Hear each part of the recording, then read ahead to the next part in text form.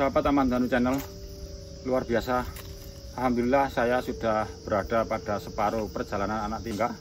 Nah, sebagai buktinya kalau menuju ke makom atau mabaroknya Syekh Jumadil Kubro, yaitu di sebelah kiri ada tulisan rest area dan di sebelah kanan saya ada tulisannya namanya sebuah goa yang disebut dengan Goa Tembus. Goa Tembus itu artinya adalah goa untuk melihat jika siapapun yang masuk ke dalamnya kemudian melakukan sesuatu pelatihan mental spiritualnya, jika sudah mampu untuk melaksanakan beberapa hari sesuai dengan aturan yang berlaku, insya Allah dia akan mampu untuk melihat sesuatu yang tidak kasat mata atau akan mudah untuk memasuki dunia metafisika. Sahabat Aman Danu Channel, memang sangat luar biasa, tapi syukur alhamdulillah pada saat kami naik bersama tim, cuaca langsung bersahabat pada tim Aman Danu Channel, bahwasanya hujan langsung reda. Nah, sahabat semuanya, di belakang saya ini sudah merupakan anak tangga tertinggi terakhir ya, anak tinggi terakhir, dan nanti ada naik lagi sekitar 40 anak tangga yang langsung menuju kepada mabarok beliaunya.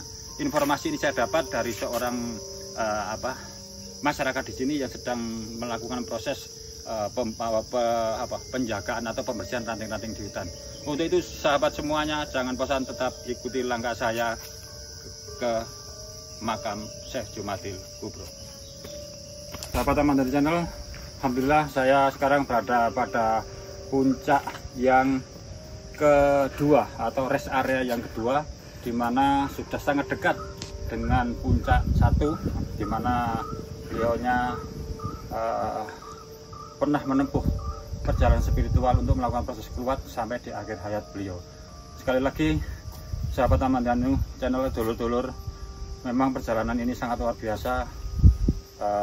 Di samping karena hujan, anak tangga juga licin, tapi karena sebuah semangat tim Aman Danu Channel ingin menyajikan sebuah explore yang bertujuan untuk mengingatkan, mengetahui, dan mungkin memperdalam arti sebuah perjuangan syiar Islam yang dilakukan para tokoh-tokoh Islam yang terdahulu, khususnya kepada Syekh Jumadil Kubro. Sahabat, sedikit clue yang perlu diketahui bahwa Syekh Jumadil Kubro itu berasal dari nama Syekh Jumadil Akbar ya. Jadi beliau aslinya namanya Syekh Jumadil Akbar. Syekh Jumadil Akbar merupakan putra daripada Syekh Jalaluddin Akbar. Jadi beliau dulu itu berasal dari daerah Uzbekistan. Kemudian karena sebuah hal beliaunya melakukan proses setelah masa pengabdiannya pada negaranya, beliaunya melakukan proses namanya tawaf atau melakukan perjalanan untuk melakukan syiar yang dimulai masuknya melewati Malaysia, di mana beliaunya juga sangat dekat dengan Sultan Tan Malaka, kemudian masuk ke Indonesia melewati Sumatera, di mana pada saat itu dibarengi oleh seorang tokoh yang bernama Syekh Samudra Paseh. Kemudian beliaunya berjalan terus mengikuti arah, di mana pada akhirnya beliaunya melakukan beberapa kali kunjungan dan sebagainya. Salah satu kunjungannya sebelum beliau berada di sini adalah mendirikan sebuah suro atau langgar yang dikenal di daerah Jawa Timur yang diberi nama Gunung Kawi. Nah, salah satu muridnya di sana itu adalah beliau yang berada di Gunung Kawi, yaitu dikenal oleh orang-orang juga merupakan tokoh di sana yang posisinya berdekatan dengan adanya bangunan kuil yang dibangun oleh masyarakat zaman sekarang. Untuk itu tetap sahabat channel, mudah-mudahan di atas nanti saya bisa lebih mengupas lebih dalam siapa sebenarnya Syekh Jumadil Kubro dan bagaimana secara beliaunya datang untuk menyebarkan Islam dan apa yang menjadi ciri-cirinya bahwa beliau memang merupakan penyiar agama Islam jauh sebelum adanya kerajaan Majapahit dan Mataram kuno. Untuk itu tetap ikuti langkah saya. Sahabat Aman Danu Channel, saya sekarang sudah mencapai pada separuh perjalanan menaiki anak tangga yang kebetulan nggak sempat saya menghitung. Tetapi kalau saya lihat betapa pendeknya jarak, kemungkinan yang jelas dengan tangga yang ada di Gunung Bromo jauh lebih banyak yang di sini. Sahabat semua, inilah sebuah suasana yang menggambarkan betapa perjuangannya seorang tokoh yang melahirkan para generasi wali di Indonesia, yang banyak orang hanya melihat kebesaran para walinya tetapi kurang memahami atau menelusuri atau mengingat di mana asal muasal awal perjalanan Islam ada di bumi Nuswantara ini. Cukup lumayan sahabat Amandaну Channel yang selalu bahagia. Iki lur lek gak percaya sama delok lur. Ini tangganya yang ini adalah tangga yang paling ekstrim. Jadi ini yang paling curam kalau ditinggal curam. Tetapi semua itu saya yakin dengan semangat, apapun ketinggian, apapun susahnya, apapun sulitnya medan yang kita tempuh, yang jelas semuanya akan mendapatkan sebuah balasan kebahagiaan batiniah. Tetap ikuti langkah saya sampai di atas. Sahabat Amandaну Channel, alhamdulillah saya beserta kru Amandaну Channel sudah berada pada puncak ke-1 atau puncak 0 yang merupakan tempat peristirahatan terakhir beliaunya Syekh Jumadil Kubro. Sahabat Amandaну Channel, di belakang saya inilah bukti konkret bahwa beliaunya memang Sumarih, atau tempat ini adalah merupakan tempat beliaunya terakhir di sini. Nah, ada beberapa tokoh yang mempercayai, termasuk salah satunya tokoh karismatik yang ada di kota Jogja, yaitu Kiai Haji Muafik, yang mempunyai ciri tersendiri yang merupakan seorang punggawa daripada Gus Dur, dan meyakini bahwa disinilah tempat beliau berada atau terakhir yang sampai beliaunya Sumarih atau mengembuskan nafas, di mana tempat ini bukan semacam sebuah makom tetapi adalah sebuah mabarok, jadi sebuah penjelasan yang konkret. Di samping itu tadi sahabat Amandaну Channel, saya sebentar melakukan proses ritualisasi atau proses untuk mencari kebenaran secara batiniah saya. Nah, ternyata di belakang saya adalah gambaran suatu jelas bahwa pertama beliaunya adalah merupakan generasi atau keturunan dari baginda Muhammad Rasulullah yang menjadi keturunan ke-21. Dan di belakang saya, tepatnya di bawah saya, ini ada penulisan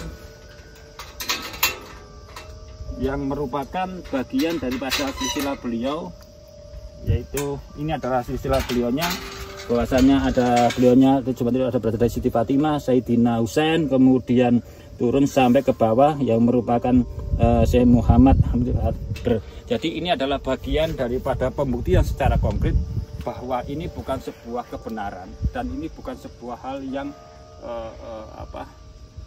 sebuah hal yang bagian mitos. Kenapa kok demikian? Sahabat Amandaну Channel, semoga apa yang saya sampaikan pada sore hari ini, semua permasalahan yang ada di bumi Nuswantara ini sebenarnya adalah merupakan akar perjuangan terbentuknya bumi Nuswantara, yaitu bentuknya sebuah baladil am, di mana pada saat itu sebuah kondisi proses perjalanan beliau merupakan ritual yang dilakukan sudah membentuk sebuah peta perjalanan terbentuknya sebuah negara. Namun di zaman penjajahan, khususnya di Belanda, mulai dari Inggris kemudian Belanda, akhirnya dipecah belah. Padahal satu sisi di atas kaki saya berpijak ini adalah Centerland dengan yang namanya ada seorang tokoh yang merupakan guru daripada Prabu Siliwangi yang berada di daerah Sritan, yang merupakan sebuah garis tunggak di tanah perbatasan separuh tanah Jawa. Itu suatu bukti yang sangat konkret di mana beliaunya memang adalah kelahiran Uzbekistan, tapi untuk memperdalam agamanya beliaunya melakukan perjalanan ke Madinah dulu, kemudian ke Makkah. Setelah ke Makkah beliau melakukan proses perjalanan melewati Malaysia, dan sampai hari ini bukti di daerah Malaka atau dikenal dengan dekat dengan Tan Malaka ada sebuah prasasti yang dulu pernah disinggahi atau dicari oleh beliaunya Kiai Haji Muafik. Sahabat Amandaну Channel, Syekh Jumadil Kubro adalah seorang tokoh yang luar biasa, yang generasinya berada di daerah Tuban, Gresik, dan Lamongan, yang banyak dikunjungi para peziarah atau para orang-orang muslim seluruh Indonesia bahkan dunia. Dan beliau menggambarkan bahwa perjalanan beliau untuk mengajarkan Islam di tanah Jawa melalui proses sebuah perdagangan. dari step by stepnya adalah beliau menyusup melewati perdagangan-perdagangan yang akhirnya pada saat itu bisa diterima oleh khalayak masyarakat khususnya tanah Jawa. Nah, dengan adanya peradaban yang saling berkembang, maka Syekh Jumaadi Kubro melakukan proses perjalanan yang begitu luar biasa, yang sampai singgah di daerah Mojokerto, kemudian singgah di Semarang, kemudian singgah ada di Sulawesi, kemudian ada singgah bahkan ada di daerah Mataram, dekat di daerah Sebalun, kemudian proses sampai ke Gunung Jawar, kemudian kembali lagi melakukan sampai di pantai selatan, kemudian ada di Parangtritis, yang akhir kembali beliau di sini. Nah, kemudian beliau menancapkan tonggak sebuah sejarah, bahwasanya disinilah dimulainya perpaduan antara tanah Jawa sebelah barat dan tanah Jawa sebelah timur, yang pada akhirnya dengan perjalanan bimbingan beliau lahirlah raja-raja Jawa, generasi Mataram kuno, dan generasi yang menjadikan cikal bakal negara Nuswantara, yang tanda bukti persinggahan beliaunya dan merupakan ciri umum dari seorang tokoh yang melakukan proses kulwat atau proses yang menyendiri adalah daerah-daerah yang ditempati pasti berbentuk sebuah perdikan yang sampai pada hari ini tetap mempunyai hak wilayah yang luar biasa. Sahabat Amandalu Channel, dari atas ketinggian Gunung Merapi, di sebelah lain Gunung Merapi, tepat maka mudah-mudahan apa yang saya sampaikan semua mengerti, semua sedikit memahami bahwa sebuah kebenaran tidak berpijak pada sebuah apa kata, tetapi ini sebuah rujukan yang berada dalam babat bahwa beliaunya adalah merupakan benar-benar terlahir menjadi bapaknya para wali tokoh agama yang ada di bumi Nuswantara. Demikian sahabat Aman Channel, tidak berpanjang lebar karena hujan sudah mulai turun, tapi satu hal yang saya ingatkan, sebuah ciri dari tokoh yang karismatik, tokoh yang berjuang untuk negara Indonesia khususnya pada saat itu, pasti ditandai adanya sebuah bendera merah putih yang ada di sebelah kiri saya, yang merupakan lambang simbol Gemah Ripah Loh Jinawi, yang merupakan bagian daripada citra bumi pertiwi Republik Indonesia. Sahabat Amandalu Channel, di dalam gerimisnya hujan ini, semua apa yang kami lakukan, perjalanan dari bawah ke atas, perjalanan dari kami dari Jawa Timur mengarah ke sini sangat luar biasa. Mudah-mudahan sekelumit cerita saya ini memberikan gambaran yang positif bahwa beliaunya memang benar merupakan cikal bakal daripada para wali di Indonesia, dengan kemudian diikuti masuknya Sunan Ampel di Indonesia, dan beliaunya merupakan bagian cikal bakal yang mengajarkan Islam dengan kebenaran konsep rahmatan lil alamin tanpa menyinggung perasaan siapapun yang ada di sekelilingnya. Mudah-mudahan citra yang disebarkan beliaunya, yang digambarkan beliaunya mampu memberikan gambaran kepada manusia Indonesia, khususnya kepada saya dan tim Amandalu Channel serta seluruh pemirsa Amandalu Channel. Dari atas bukit saya tetap mendoakan mudah-mudahan atas kekuatan energi dan karomah di sini, siapapun yang datang ke sini dengan kebenaran satu pesan beliau, kalau di sini bermunajat kepada Allah Subhanahu wa taala, kepada Tuhan Yang Maha Esa, jangan meminta kepada beliau, tapi saat itu yakinilah bahwa tempat yang terakhir ditempati oleh beliaunya mempunyai energi yang sangat-sangat superior. Maka untuk itu saya sarankan siapapun yang ingin mengembangkan jiwanya di dalam kebenaran, di dalam keberkahan, di dalam kekuatan batin dan imannya, keberkahan duniawinya, ini adalah tempat yang sangat recommended untuk didatangi, untuk mengaplikasikan semua apa yang ada di dalam pikiran dan hatinya. Demikian yang saya sampaikan. Saya ada kurang lebihnya, saya Denmat Amandalu Channel dari ketinggian lereng Gunung Merapi mengucapkan banyak terima kasih. Tiada kadang tak rata. Akhirul kalam, bila taufiq wal hidayah. Assalamualaikum warahmatullahi wabarakatuh.